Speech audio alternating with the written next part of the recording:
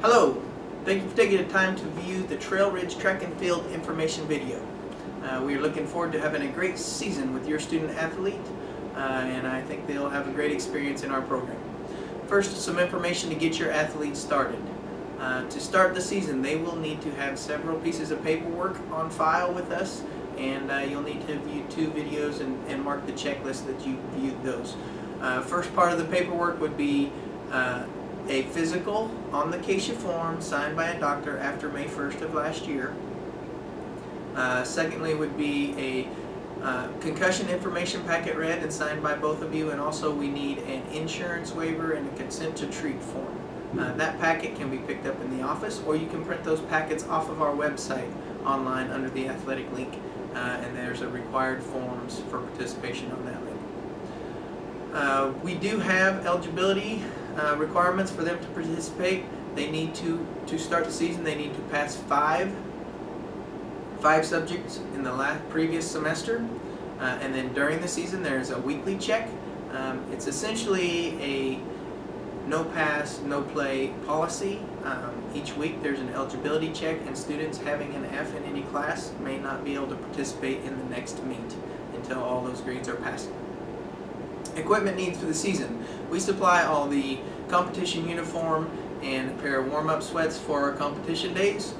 For practice, they will need a good pair of running shoes. We have a lot of foot strikes in a training day, so we highly encourage a good pair of shoes to take all those foot strikes to head off any injuries that may creep up from that. Also, they'll need a water bottle each day to stay hydrated, and then whatever clothes they feel comfortable in doing the workouts in.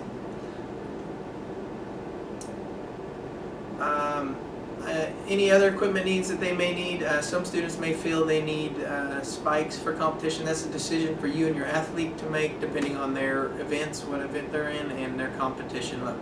Events that we have in our program are, for the field events, we have long jump, high jump, pole vault, shot put, and discus.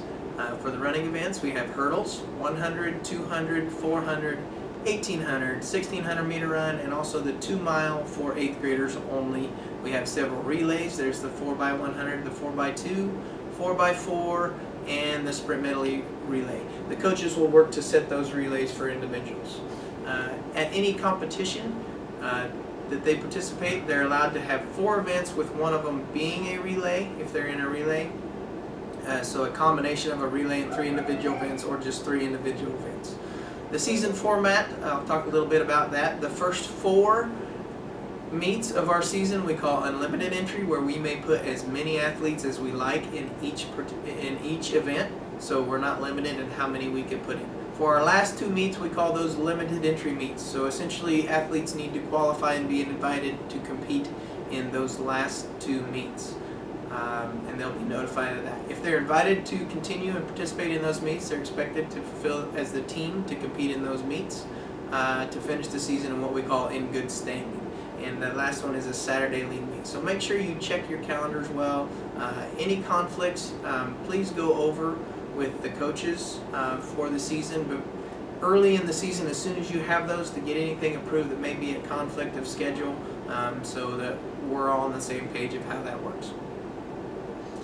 We do award a team letter for athletes who qualify. To qualify for that letter, they need to finish the season in good standing, adhering to all the team guidelines and rules. And then the second requirement being they need to score 16 points through the season, or 1 team point at the league meet. And those awards and letters will be given out at the end of the season assembly.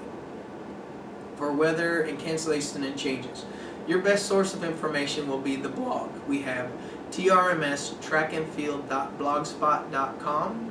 On there we'll have your schedule. It'll have updates. It has the records for the team records, and that is where we'll give announcements and updates also through the season. So if there's a change because of weather or something like that, make sure that's your best source. You can check our school website also if we have a change or cancellation.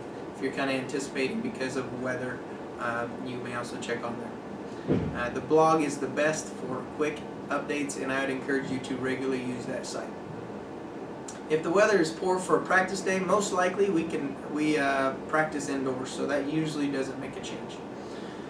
Again, visit our website for all the required forms of participation.